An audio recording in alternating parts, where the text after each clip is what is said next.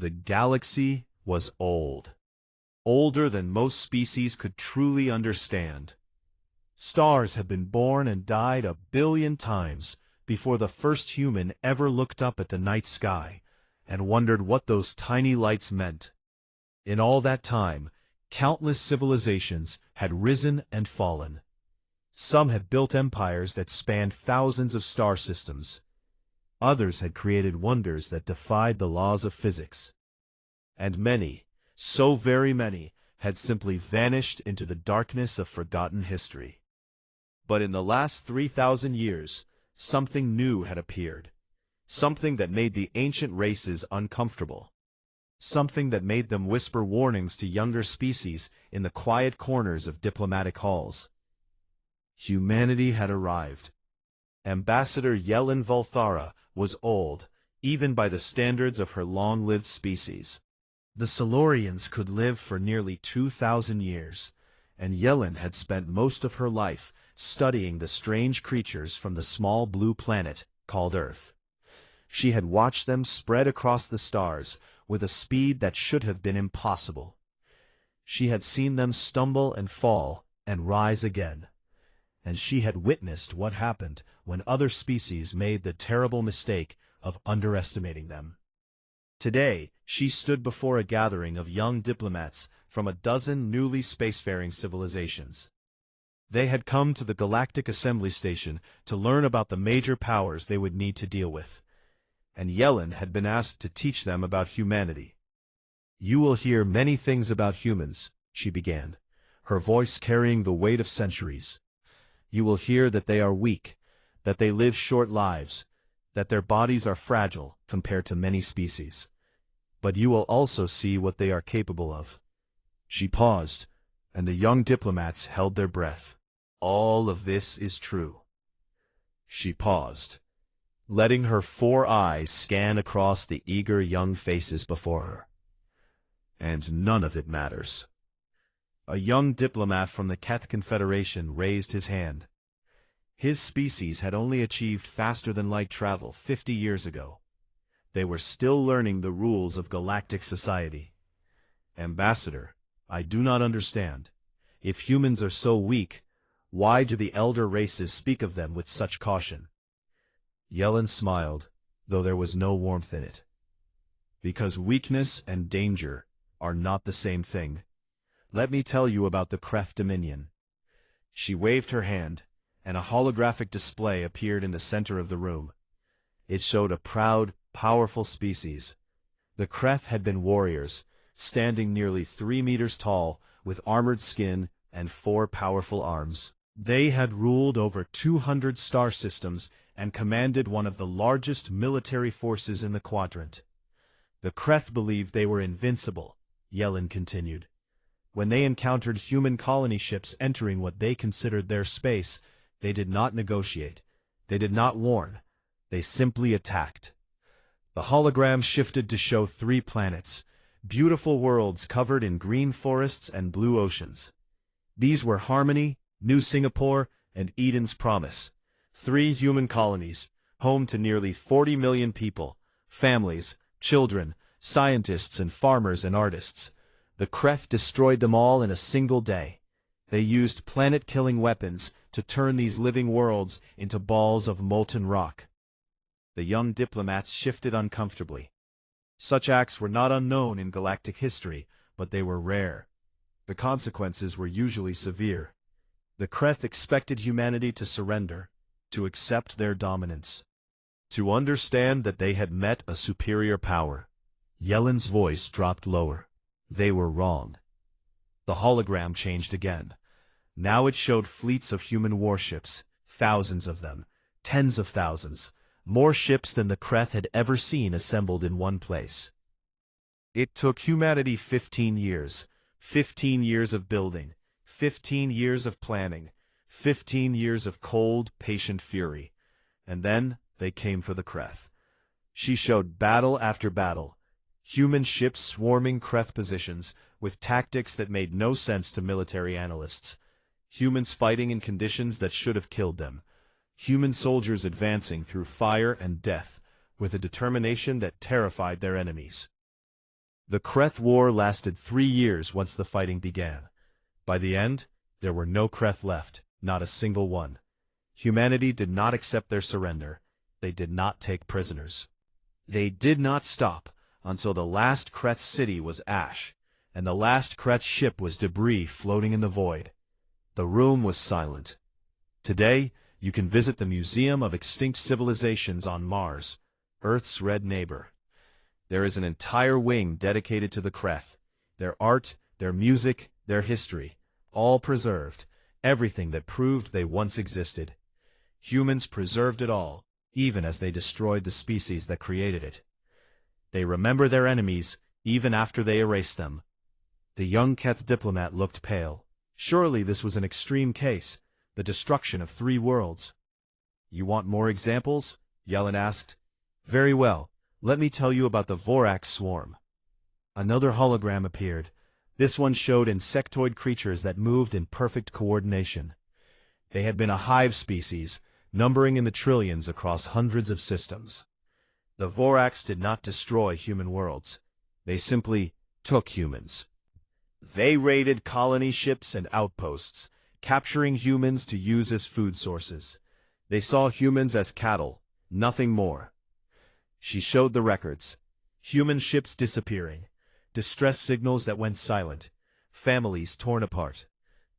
The Vorax made one critical error. They took a transport carrying children to a new colony. 300 human children. When the news reached Earth, something changed. The Human Confederacy did not declare war. They declared extermination. The hologram showed the Vorax worlds burning, one by one, system by system. The Vorax Queen begged for peace at the end. She offered to return all captured humans. She offered territory. She offered tribute. The human admiral listened to her pleas, and then he gave his response. Yellen recited the famous words that every diplomat in the galaxy knew. He said, "You took our children. There is nothing you can offer that will balance that scale. There is nothing you can say that will save you. Your species ends today." She showed the final image. A single Vorax queen, the last of her kind, preserved in stasis in a human research facility. They kept one, just one, so they would never forget what the Vorax looked like. So the galaxy would never forget what happens when you harm human children. A diplomat from a peaceful trading species raised a trembling appendage. "Why are you telling us this? Are you trying to frighten us?" "Yes," Yellen said simply. "I am trying to frighten you, because fear might keep you alive." She walked among the young diplomats, looking at each one carefully. In 3,000 years of expansion, humanity has encountered 347 species. They have fought wars with 12 of them. 12 species that attacked humanity first, that threatened their homes, that harmed their people. She held up 4 fingers. 4 of those species still exist. 4 that surrendered quickly. 4 that paid reparations and made genuine peace. The other 8? She shook her head slowly. Gone. Completely and totally gone. Not conquered, not enslaved. Erased from existence. The room felt colder now. The young diplomats were beginning to understand. "Humans do not want war," Yellen continued. "This is the strange truth that many species fail to understand. They are friendly. They are curious. They love to trade and explore and learn about other cultures. Left alone, they will be the best neighbors you could ask for. They will help you in times of need. They will share their technology and their art, and their strange, wonderful food." She returned to the front of the room, her expression deadly serious. "But harm them? Threaten what they love? Then you will see the other side of humanity. The side that survived ice ages through pure stubbornness. The side that hunted creatures 10 times their size to extinction. The side that crawled out of the mud and conquered their entire planet and then reached for the stars. That side does not forgive. That side does not forget. And that side will follow you to the ends of the universe to make you pay for what you did." She powered down the holographic display. For 800 years now, no species has been foolish enough to test humanity. 800 years of peace. 800 years of cooperation. We have learned the lesson that the Kreth and the Vorax and the others paid for with their entire civilizations. Yellen gathered her materials and prepared to leave. Remember what I have taught you today. When you meet humans, be kind, be honest, be fair, and most importantly, never ever give them a reason to see you as enemies. Because the galaxy is very large, but there is nowhere far enough to hide from human vengeance. She paused at the door and looked back one final time. Let sleeping dogs lie. I do not know what dogs are, but I understand the wisdom. Humanity is sleeping peacefully among the stars. They are happy. They are content. They have no desire for conquest or empire. Her 4 eyes narrowed. For all our sakes, let us hope no one is foolish enough to wake them. As she left, the young diplomats sat in shocked silence. They had come expecting to learn about galactic politics. Instead, they had learned about something far more important. They had learned about the species that even ancient civilizations feared to provoke. And in the darkness between galaxies, something was already moving. Something that had consumed entire civilizations before Earth even existed. Something that had never known fear. The Zurath were coming, and they had never heard the warnings about humanity. The colony world of Kepler 442b was beautiful. It orbited a quiet orange star, in a region of space that humans had settled nearly 200 years ago. 17 million people called it home. They had built cities that blended with the purple forests. They had raised families and created art and lived peaceful lives far from the crowded core worlds of the human confederacy. Maria Santos was a teacher in the coastal city of New Lisbon. She taught young children about Earth's history, about the long journey their ancestors had taken to reach this world, and about the bright future that awaited them among the stars. She loved her work. She loved watching her students grow and learn and dream. On the morning that everything changed, Maria was walking her daughter to school. Little Anna was 7 years old, with her mother's dark hair and her father's curious eyes. She was asking questions about the strange lights that had appeared in the sky the night before. The government had said it was just a meteor shower, nothing to worry about. They were wrong. The first warning came from the orbital defense stations. Strange objects were entering the system. They did not match any known ship designs. They did not respond to communication attempts. They simply moved toward the planet with terrible purpose. Maria heard the emergency sirens begin to wail. She grabbed Anna's hand and started running toward the nearest shelter. Around her, thousands of other people were doing the same thing. Nobody knew what was happening, but the fear in the air was thick enough to taste. She never reached the shelter. The sky turned white, not bright, not blinding, just white, as if reality itself had been replaced with a blank canvas. Maria felt something touch her mind, something vast and cold and utterly alien. She tried to scream, but no sound came out. The last thing she saw was her daughter looking up at her with confused, frightened eyes. Then there was nothing but the white. Admiral Helena Vasquez received the emergency transmission on the bridge of the UHS Prometheus. She was 127 years old, her body maintained by the best medical technology humanity had developed. She had commanded fleets in 4 different wars. She had seen battles that would give most people nightmares for the rest of their lives. Nothing had prepared her for this. "Play it again," she ordered, her voice steady, despite the ice in her heart. The communications officer hesitated. "Admiral, the psychological impact." "Play it." The recording filled the bridge. It started with static, then resolved into something that made every crew member freeze in horror. Voices. Millions of voices, speaking in perfect unison. "We are Zurath. We have tasted your kind. Your thoughts are interesting. Your fear is delicious. We will consume all that you are. Your memories will feed us. Your dreams will nourish us. Your children will become part of us forever. And then came the worst part. Individual voices breaking through the chorus. Voices that begged and pleaded and screamed. Voices that identified themselves. Voices that had belonged to 17 million people just hours before. Help us. Please help us. We can feel them eating our minds. We are still here. We are still aware. We cannot die. We can only be consumed. Please, for the love of God, help us. The recording ended.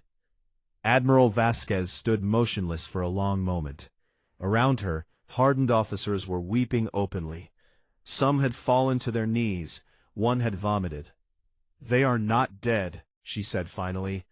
"They were not killed. Their consciousness still exists, trapped inside those things." Her tactical officer, Commander James Wright, looked at the sensor data with haunted eyes. "Admiral, the objects have left the Kepler system. They are heading deeper into our territory. Based on their trajectory," he swallowed hard, "they are moving toward the core colonies." "How long?" "At their current speed, they will reach New Terra in 6 months. Earth in 8. Vasquez turned to study the holographic display showing the approaching threat. The Zurath appeared as crystalline structures of impossible geometry. They moved through space without engines, without visible propulsion. They simply existed and traveled, as if the normal rules of physics did not apply to them. "Do we have any information about what these things are? Where they came from?" Her science officer, Dr. Sarah Chen, stepped forward. Her hands were shaking, but her voice was professional. "I have been analyzing the sensor data and cross-referencing with the historical archives. Admiral, these creatures, they match descriptions from ancient ruins we have found on dead worlds throughout the galaxy." Dead worlds? Worlds that should have had life, but were completely sterile. We always assumed some natural disaster killed everything. Now I think we know what really happened. Dr. Chen pulled up a star map, showing dozens of marked locations. The Zurath have been doing this for billions of years. They consume intelligent life. They have emptied entire galaxies before coming here. The bridge was silent as the crew absorbed this information. "Why have we never encountered them before?" Vasquez asked. "Because they come from outside," Dr. Chen explained. "Beyond the galactic rim, the void between galaxies. They finish feeding in one galaxy and drift through the darkness for millions of years until they find another. We are their new feeding ground." The Admiral closed her eyes. In her long life she had faced many enemies. Enemies that wanted territory. Enemies that wanted revenge. Enemies that wanted resources. Those enemies could be understood. They could be negotiated with or defeated. But this? Creatures that ate minds? Creatures that kept their victims alive and aware as they were slowly digested over eternity. How do you fight something like that? "Contact the Galactic Assembly," she ordered. "Full emergency session. Every species needs to know what is coming." The assembly convened 3 days later. Representatives from hundreds of species gathered in the Great Hall of the diplomatic station. The mood was tense. Rumors had already spread about what had happened at Kepler 442b. Ambassador James Okonkwo stood before them. He was 70 years old, with gray hair and a face that had seen decades of negotiations. Today, that face was grim. "Distinguished representatives, humanity faces an existential threat. We have been attacked by an entity called the Zurath. They have consumed one of our colony worlds, absorbing 17 million of our people. They are now moving toward our core territories." He showed them the sensor data. He played the recording, though he warned them first about its contents. Many representatives had to leave the chamber. "We come before you not to beg for help, but to warn you. The Zurath will not stop with humanity. Based on our analysis, they will eventually target every intelligent species in this galaxy. We are simply their first meal." The Silurian ambassador rose. It was Yelin Volthara, the same diplomat who had warned young species about provoking humanity. Her 4 eyes were filled with ancient sorrow. Ambassador Okonkwo, the Silurian Compact offers its deepest condolences. They are mentioned in texts that predate our spacefaring era. They are known by many names across many cultures: the Devourers, the Mind-Eaters, the Endless Hunger. She paused. Every record agrees on one thing: they cannot be stopped. Murmurs of fear spread through the assembly. The Mokari representative stood. His species was old, nearly as old as the Silurians. The Mokari Union concurs. We have seen the remains of civilizations that tried to fight the Zurath. Civilizations far more advanced than any of us. They all failed. We must accept reality. What reality? Okonkwo asked, though he already knew the answer. The reality that some threats cannot be fought. The Mokari Union will be withdrawing to protected space. We have prepared hidden colonies in pocket dimensions, shielded from normal spacetime. We suggest all species do the same. Abandon the galaxy to the Zurath and wait for them to move on. Other species began to voice their agreement. One by one, they announced their withdrawal. The Silurians, the Veth, the Kalori, ancient and powerful civilizations, all choosing to flee. You would abandon us? Okonkwo asked. Yelin Volthara's voice was gentle but firm. Ambassador, we have seen this before, not in our lifetimes, but in our histories. Entire galaxies have fallen to the Zurath. Fighting them is not courage, it is suicide. We do not wish to see humanity destroyed, but we cannot save you. Nobody can. The chamber fell silent. Okonkwo looked around at the representatives who remained. Most were already preparing to leave. Most had already accepted that humanity was doomed. He thought about Maria Santos and her daughter Anna, whose names he had read in the casualty reports. He thought about 17 million people whose minds were being slowly consumed by alien monsters. He thought about the children who would never grow up, the dreams that would never come true, the futures that had been stolen. And something cold settled into his heart, something that his species had carried since before they ever left their caves, something that had driven them to conquer their world and reach for the stars. I understand, he said finally. The elder races will not help us. You will hide in your pocket dimensions and hope the Zurath pass you by. That is your choice. He straightened his shoulders and met Yelin's eyes. But let me make something very clear. Humanity will not run. Humanity will not hide. You say the Zurath cannot be stopped? You say no one has ever defeated them? A thin smile crossed his weathered face. Then we will be the first. At the doorway, he paused and looked back at the assembly. And when we are done, when the Zurath are nothing but a memory, remember that you abandoned us. Remember that when humanity faced extinction, you chose to save yourselves. His voice dropped to a whisper that somehow carried through the entire chamber.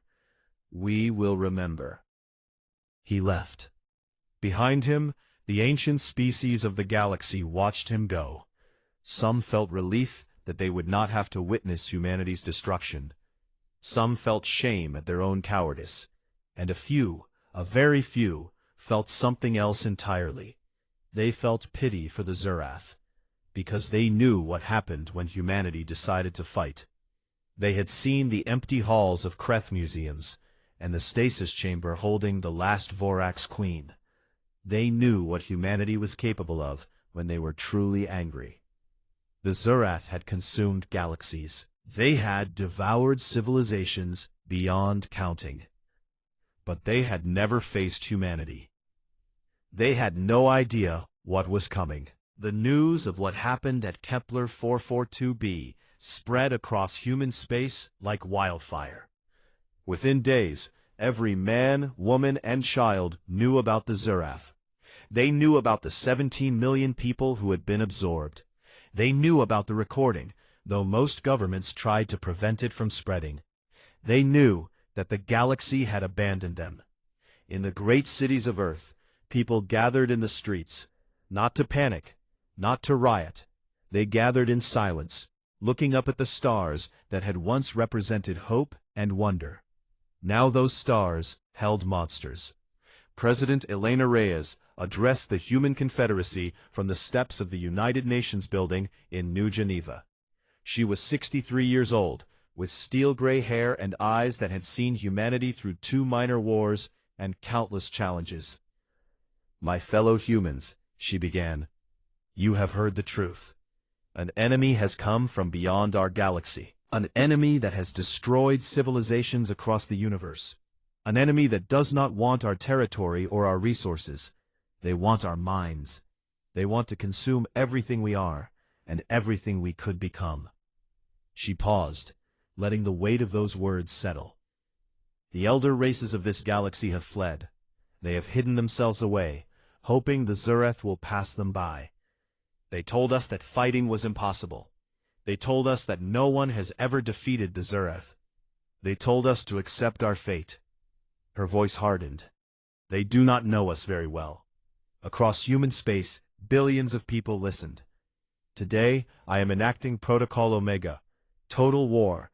Every resource, every factory, every mind will be dedicated to one purpose: the complete and utter destruction of the Zureth. We did not start this war, but we will finish it." She looked directly into the cameras. "They have taken 17 million of our people. Mothers and fathers, sons and daughters, friends and lovers. Those people are still alive inside those monsters, still aware, still suffering. We cannot save them. That truth breaks my heart. But we can make sure that no other human ever shares their fate." The president raised her fist. "The Zurath believe they are dealing with just another species to consume. They believe we will run or surrender or break. Let us show them what humanity is made of. Let us show them why every species that ever attacked us learned to regret it. Let us show them that they chose the wrong galaxy to invade." Her voice rose to a thunderous crescendo. "They wanted a war with humanity. They will get one. And when we are done, the Zurath will be nothing but a cautionary tale whispered in the darkness between stars." And across human space, something changed. The fear did not disappear. Fear was natural. Fear was reasonable. But something else appeared alongside the fear. Something older and stronger. Something that had carried humanity through ice ages and plagues and wars that should have destroyed them. Fury. Cold, patient, unstoppable fury. The transformation of human civilization began immediately. Factories that had produced consumer goods switched to building weapons. Universities that had focused on pure research redirected their efforts toward military applications. Artists and writers and musicians created propaganda to keep morale high. Children as young as 10 were taught basic engineering and first aid. The elderly who could not fight volunteered for logistics and communications. Everyone had a role. Everyone contributed. Dr. Yuki Tanaka was a xenobiologist who had spent 30 years studying alien life forms. She was 57 years old, soft-spoken, and had never held a weapon in her life. She preferred the quiet peace of her laboratory to the noise of the outside world. Now she stood in a facility, buried deep beneath the ice of Europa, Jupiter's frozen moon. She led a team of the brightest minds humanity had ever produced. Their mission was simple to state, but almost impossible to achieve. Find a way to kill the Zurath. "Show me everything we know about them," she said to her team on the first day. The data filled dozens of screens. Sensor readings from Kepler 442b, analysis of the crystalline structures that form Zurath bodies, recordings of their movements and behaviors, historical records from ancient ruins across the galaxy. Dr. Tanaka studied it all with the patience that had made her one of the most respected scientists in human space. "They are not truly alive," she said after 3 days of constant work. They are more like patterns, information structures that exist in crystalline form. They do not eat or breathe or reproduce the way biological creatures do. Then how do they grow? How do they spread? Asked Dr. Michael Foster, her second in command. They absorb consciousness, intelligent minds. When they consume a sentient being, they add that being's neural patterns to their own. The victim's thoughts, memories, personality, all of it becomes part of the Zurath collective. She pulled up a diagram. They are not individuals. They are a network, a vast hive mind spanning billions of nodes. Is there a central controller, a queen or a core system? No. That is what makes them so dangerous. Destroy one Zurath, and the other simply redistribute its functions. There is no head to cut off, no heart to stop. She frowned at the data. Every species that tried to fight them used conventional warfare. They killed millions of Zurath units and accomplished nothing. The network simply adapted and continued. The team fell silent. If there was no weakness, how could they win? But Dr. Tanaka was not finished. Every network has a weakness, she said slowly. Every system has a vulnerability. The Zurath communicate through quantum entanglement, instantaneous connection across any distance. That is their greatest strength. Their thoughts flow between nodes like water between connected pools. She began writing equations on a holographic display. What if we could disrupt that connection? What if we could poison the water? Over the following months, Project Prometheus took shape. Dr. Tanaka and her team worked around the clock, sleeping in shifts, eating at their stations. They were racing against extinction, and they knew it. Meanwhile, Admiral Helena Vasquez executed a strategy that confused everyone who observed it. She retreated. The Zurath advanced into human space, and Vasquez pulled her fleets back. Colony after colony fell. System after system was consumed. 12 more worlds were absorbed, adding hundreds of millions more victims to the Zurath collective. Critics demanded her removal. Politicians screamed for aggressive action. The public wanted blood. But President Reyes understood what Vasquez was doing. She is drawing them in, the president explained to her advisors. She is making them confident, making them commit everything to the invasion. And she is buying time for Dr. Tanaka to finish her weapon. But the losses, millions of people. I know. Reyes closed her eyes. I know the cost. I will carry those lives with me forever. But if we attack now, before we are ready, we will lose everything. Everyone. The Zurath will consume Earth itself, and humanity will exist only as screaming prisoners inside alien minds. She opened her eyes. We must be patient. We must be cold. We must accept sacrifice now to ensure victory later. That is what the Zurath do not understand about us. We are willing to bleed. We are willing to suffer. We are willing to do whatever it takes to win. The evacuation of threatened colonies continued. Millions of people were moved to safer systems. But not everyone could be saved.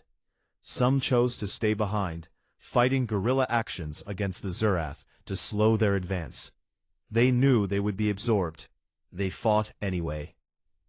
Lieutenant Commander Sarah Mitchell led one such group on the colony world of New Dublin.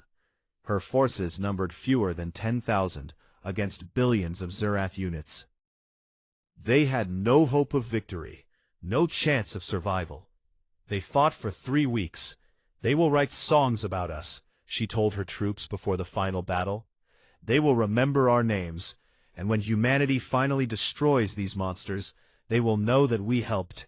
Every hour we buy, every Zurath we damage, brings our species closer to victory. She raised her rifle. We are not dying here. We are becoming eternal. They charged into the crystalline swarm, weapons blazing, voices raised in defiance.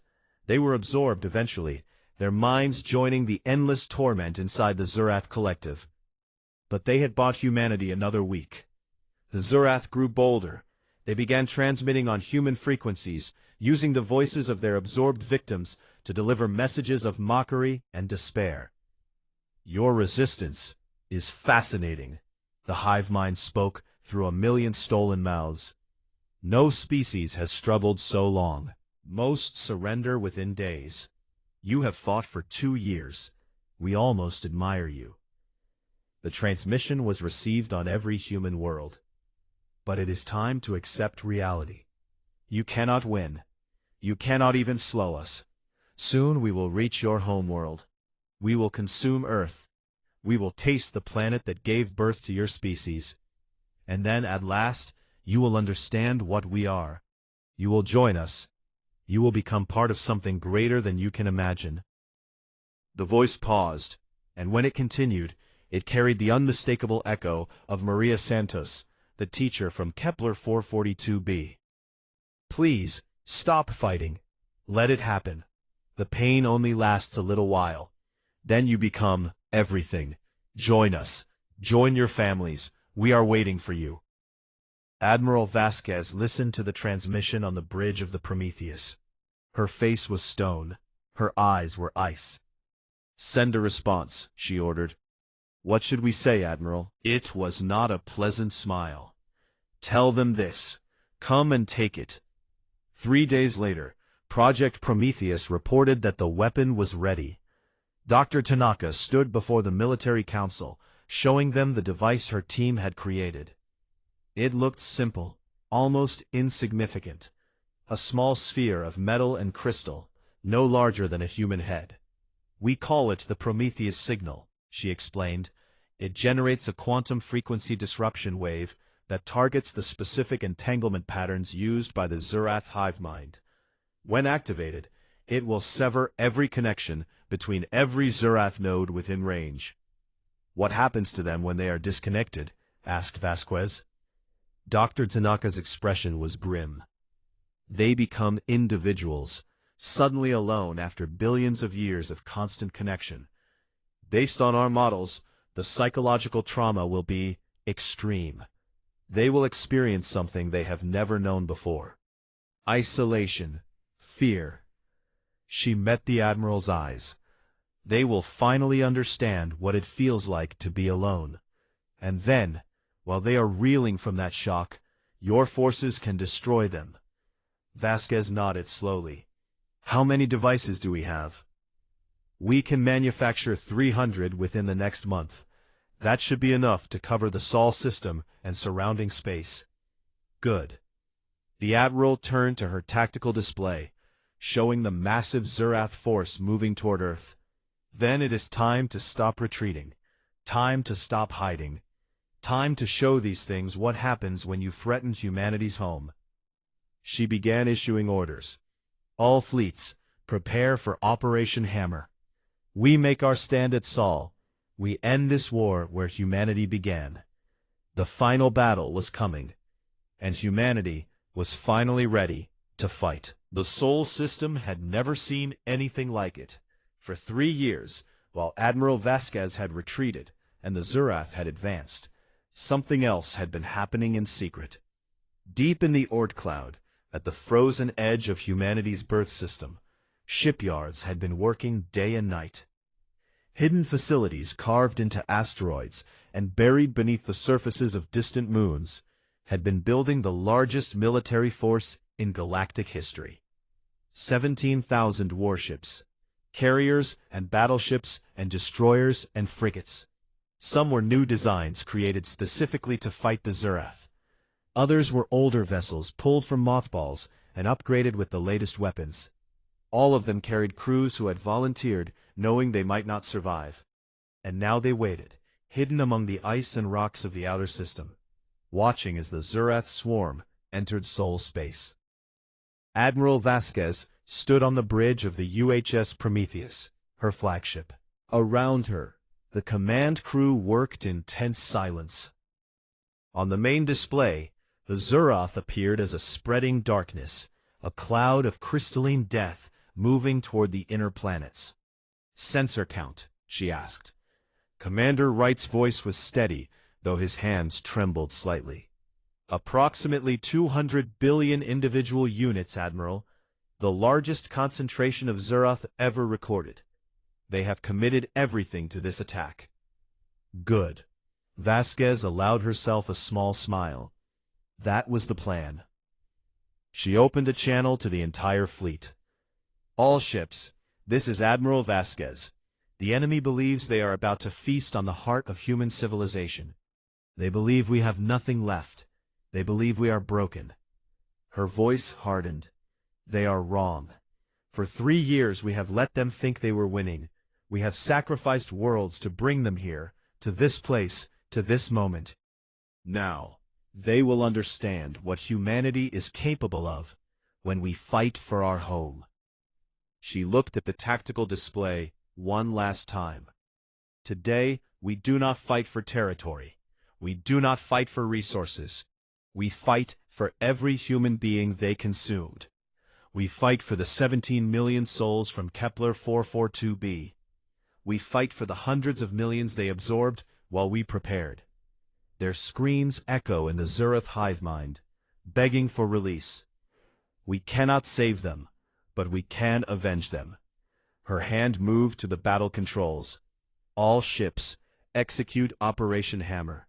For humanity, for Earth, for those who cannot fight for themselves. 17,000 warships emerged from hiding simultaneously.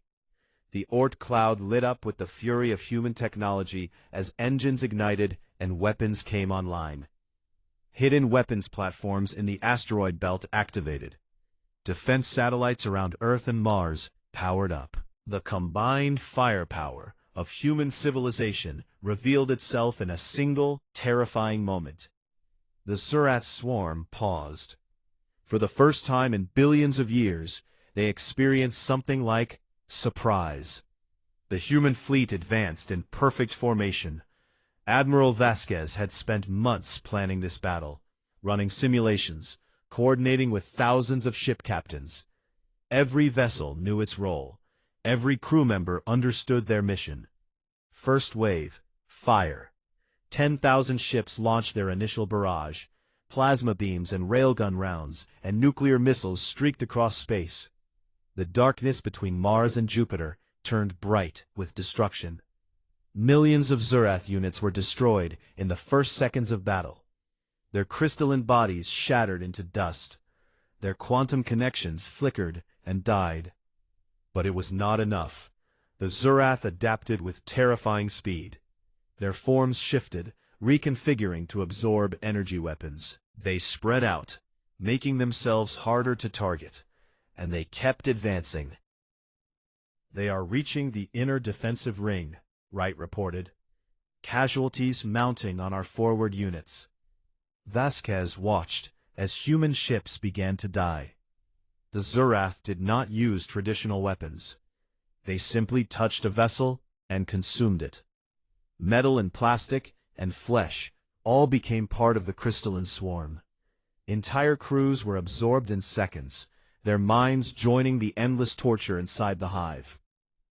Second wave, engage.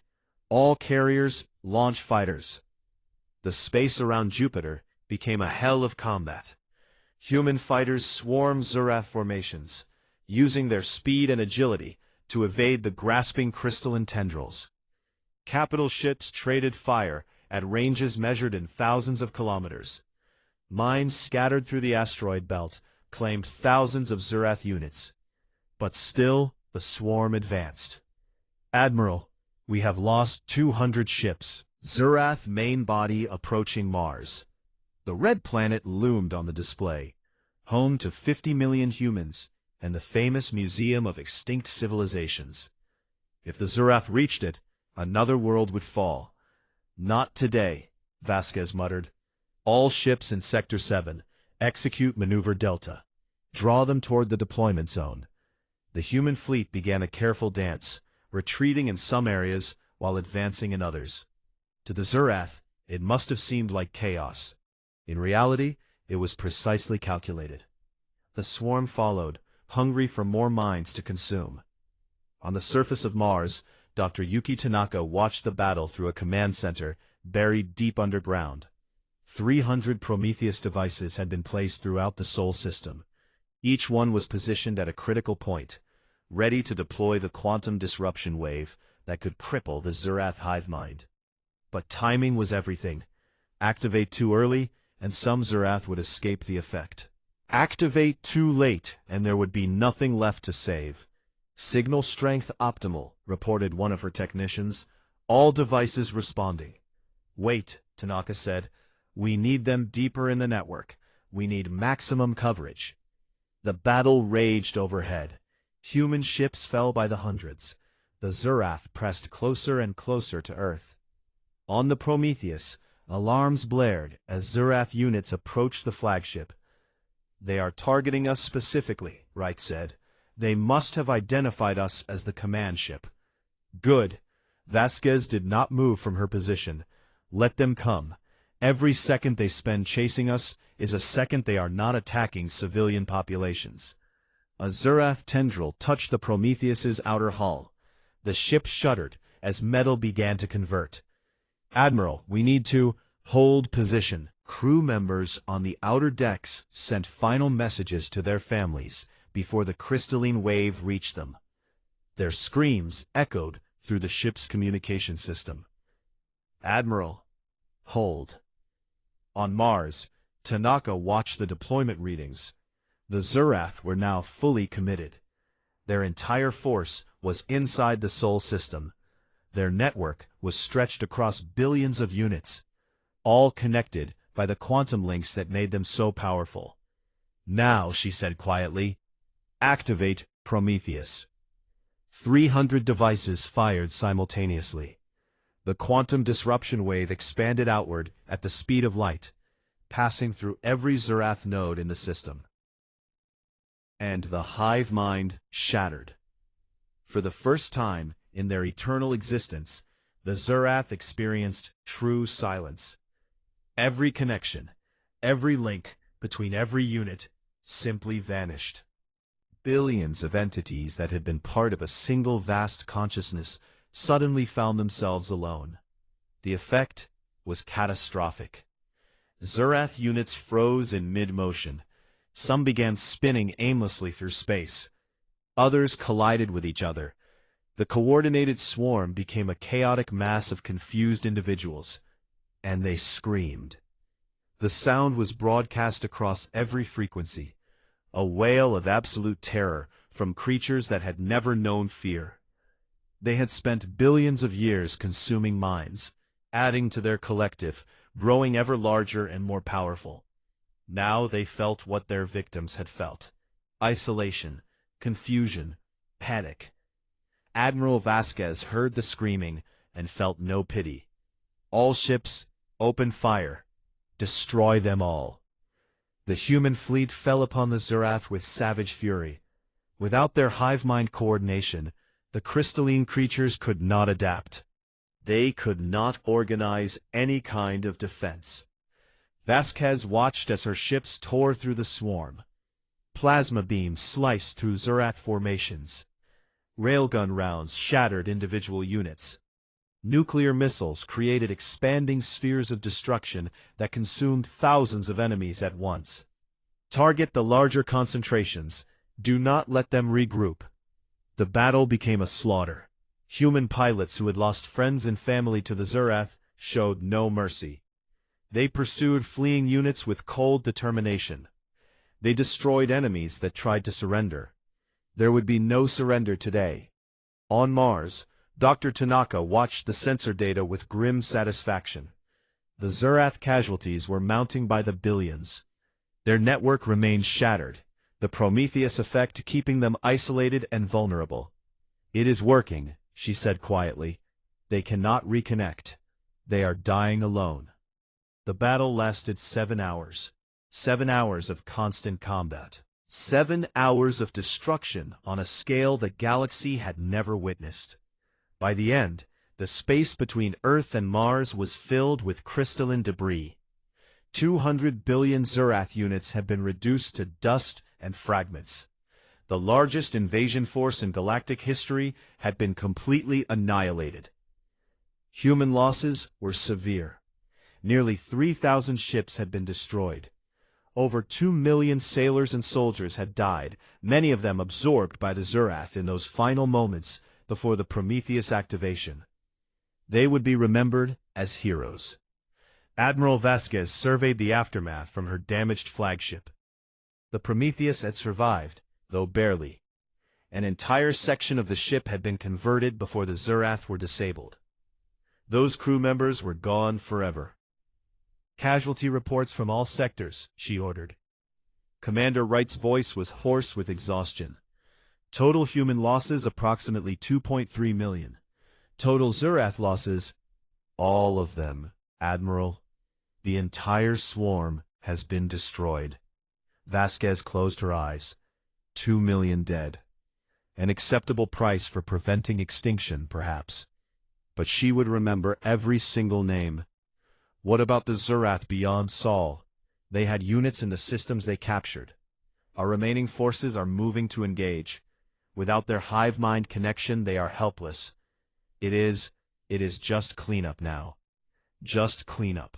Destroying the scattered remnants of an ancient species that had consumed galaxies, making sure not a single Zurath survived to rebuild their network. "Then we are not finished," Vasquez said. "Send orders to all fleet elements. We will pursue the Zurath wherever they have spread. We will hunt them to the edge of the galaxy and beyond if necessary. Not one of them survives. Not one." She stood straighter, ignoring the pain in her exhausted body. "They took our people. They used their voices to mock us. They thought they could consume humanity as they consumed so many others." Her eyes hardened. "Show them how wrong they were. Show them what happens when you wake the sleeping giant. Burn them all." The hunt began. For 7 months, human fleets spread across the galaxy. They tracked down every Zurath concentration. They destroyed Zurath-converted worlds with purification bombs that left nothing but sterile rock. They pursued fleeing units into the darkness between stars. Marines in powered armor descended on planets where Zurath remnants had tried to hide. They fought in crystalline caves and alien ruins, exterminating the enemy with systematic precision. And finally, human ships followed the Zurath trail beyond the galactic rim, into the void between galaxies, into the darkness where the Zurath had originated. There they found the birthing grounds, the ancient structures where new Zurath were created. The memory vaults where the hive mind stored the collected consciousness of countless consumed civilizations. Admiral Vasquez gave the order personally. Destroy everything. Leave nothing. Erase them from existence. The weapons fired. The birthing grounds burned.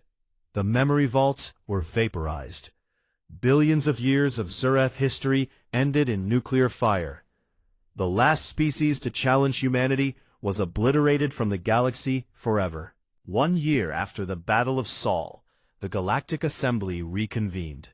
The great diplomatic station had been quiet during the war. Most species had fled to their hidden refuges, watching from a safe distance as humanity fought alone against the Zurath. They had expected to return and find an empty galaxy, stripped of intelligent life, waiting for the next cycle of consumption. Instead, they found something they had never expected. Victory. Representatives from hundreds of species gathered in the assembly hall. Many of them had not seen each other since that terrible day when they had abandoned humanity. Now they returned to a changed galaxy, unsure of what reception they would receive. Ambassador James Okonkwo walked into the chamber alone. He was older now, his hair completely white, his face lined with the weight of everything he had witnessed. 4 years of war had aged him far more than the previous decades of his life. Behind him, a holographic display showed a map of the galaxy. Large sections were marked in gray. Empty space, sterilized worlds, the remnants of the Zurath conquest. "Distinguished representatives," Okonkwo began. His voice was calm, measured, the voice of a man who had seen the worst and survived. I thank you for returning. I know many of you expected to find humanity extinct. You expected to find the Zurath still spreading, still consuming, still growing. He paused, letting his eyes sweep across the assembly. You were wrong. He gestured to the display. The Zurath are extinct, not defeated, not driven back, not hiding in some dark corner of the universe. Extinct. We tracked them to their origin point beyond the galactic rim. We destroyed their birthing grounds. We vaporized their memory vaults. We hunted down every last unit and obliterated it. Nothing remains of them except crystalline fragments and cautionary records. Silence filled the chamber. The Silurian ambassador, Yelin Volthara, rose slowly from her seat. Her 4 eyes were wide with disbelief. Ambassador Okonkwo, you truly destroyed them? An ancient species, billions of years old. A species that had consumed entire galaxies? Yes. But how? Our records showed no weakness, no vulnerability. Every civilization that ever fought them was destroyed. Okonkwo smiled thinly. Your records were incomplete. You studied species that tried to fight the Zurath using conventional methods. Species that gave up when the odds seemed hopeless. Species that valued their own survival above all else. He shook his head. Humanity is different. We do not fight until victory seems possible, and then retreat when it does not. We fight until we win, or until nothing remains. The Zurath did not understand this. They had never encountered a species willing to sacrifice everything for vengeance. A murmur ran through the assembly. The Makari representative stood. His species had been among the first to flee. Ambassador, the Makari Union offers its congratulations on your survival. We are pleased that I do not want your congratulations. Okonkwo's voice cut through the chamber like a blade. 18 months ago, you stood in this very hall and told humanity to accept extinction. You said the Zurath could not be stopped. You said fighting was suicide. Then you ran and hid, while billions of my people died. The Makari flinched. Do not mistake my presence here for forgiveness. I am not here to rebuild our old relationships. I am here to deliver a message. He walked to the center of the chamber, where every representative could see him clearly. Humanity has learned something from this war. We have learned that when the darkness comes, we stand alone. The ancient races, the wise species, the civilizations that have existed for millions of years, they fled. They abandoned us. They watched from their safe hiding places while our children were consumed by monsters. His voice grew harder. We will not forget this. Yelin Volthara spoke carefully. Ambassador, we understand your anger, but you must understand our position. The Zurath had never been defeated. Every record, every piece of evidence suggested that resistance was futile. We chose survival. You chose cowardice. Okonkwo met her eyes without flinching. And because of that choice, hundreds of millions of humans died. Worlds that could have been saved if you had stood with us were lost. People who could have been evacuated were absorbed. The blood of our dead is on your hands as much as the Zurath. The chamber erupted in protests. Representatives shouted denials and justifications. Some demanded apologies for such accusations. Okonkwo waited for silence. I am not here to argue. I am not here to negotiate. I am here to tell you what happens now. He brought up a new display. It showed the Human Confederacy's current military strength. 15,000 warships, 20 million soldiers, weapons technology that had advanced decades in just a few years. During the war, humanity transformed itself. We became what we needed to be to survive. Now the war is over, but we have not returned to what we were before. We will never return to what we were before. He highlighted the empty sectors on the map. These worlds belong to species we lost, human colonies that were consumed.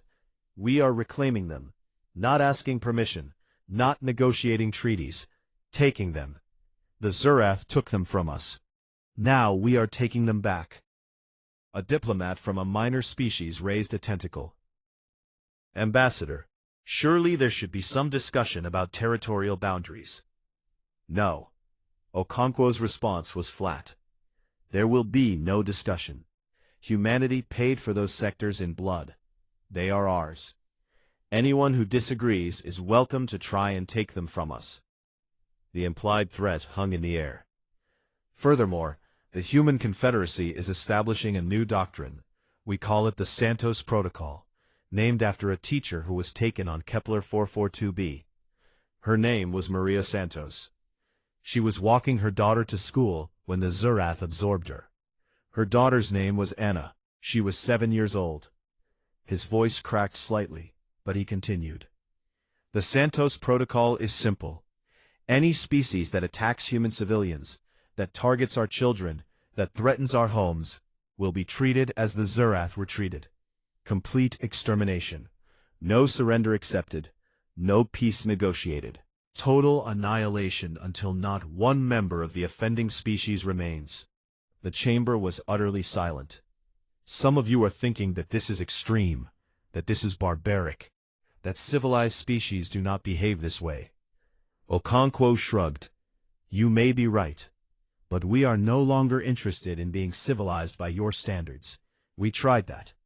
We were friendly, we were cooperative, we were good neighbors, and when we needed help, you abandoned us. He turned to face Yelen Valtara directly. You told young diplomats to fear humanity. You told them stories about the Kreth and the Vorax. You warned them never to provoke us. That was good advice. But your lesson was incomplete. He stepped closer to her. You taught them that humanity punishes those who harm us. What you failed to teach them is that we also remember those who abandoned us. The Silurians, the Mokari, the Veth, all the ancient races who fled when we needed allies. We will work with you. We will trade with you. We will even protect you if the need arises, because that is who we are. His voice dropped to a whisper. But we will never trust you again. We will never rely on you. And if another threat comes from beyond the stars, another species like the Zurath, humanity will face it alone, because we know now that alone is all we have ever been. He turned and walked back toward the chamber doors. Yelen called after him. Ambassador Okonkwo, what would it take? What would it take to earn humanity's trust again? He paused at the doorway and looked back. I do not know. Perhaps nothing. Perhaps time. Perhaps actions that prove you have changed. He shook his head slowly. But I am not the one you need to convince. I am just an old man who will be dead in a few decades. The ones you need to convince are the children who grew up during this war. The children who learned to build weapons before they learned to play. The children who lost parents and siblings and friends to an enemy you told us we could not defeat. His eyes hardened. Those children will lead humanity in the centuries to come. They remember the silence when we called for help. They remember the abandonment. They will remember it forever. He left without another word. The assembly sat in stunned silence. They had come expecting to offer condolences to a broken species. Instead, they had encountered something far more terrifying. A humanity that no longer needed them. A humanity that had faced extinction alone and emerged stronger. A humanity that had learned the darkest lesson the universe could teach. In the end, you can only rely on yourself. 3 months later, the Museum of Extinct Civilizations on Mars opened a new wing, the largest wing ever constructed, the Zurath exhibit. Visitors from across the galaxy came to see it. They walked through halls filled with crystalline fragments, carefully preserved. They studied reconstructed histories and analyzed final transmissions. They watched recordings of the Battle of Saul and the hunt that followed. At the entrance to the wing, a simple plaque had been mounted. It was written in 1,000 different languages, so that every species in the galaxy could read it. They challenged humanity. Here is what remains. The words were simple. The message was clear. And at the very end of the exhibit, in a small chamber that few visitors had the courage to enter, another display waited. This one showed faces, human faces, 17 million of them, scrolling endlessly across the walls. The victims of Kepler 442b, the first humans consumed by the Zurath. Their names and images preserved forever, cycling in an eternal memorial. Among them was a teacher named Maria Santos, and a little girl named Anna, who had been walking to school when the sky turned white. A small note beneath their images read, "We could not save them, but we made sure they were the last."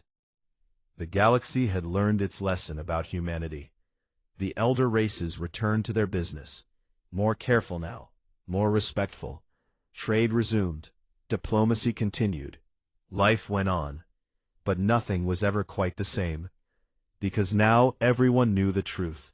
Humanity had faced the worst the universe could offer. They had faced it alone.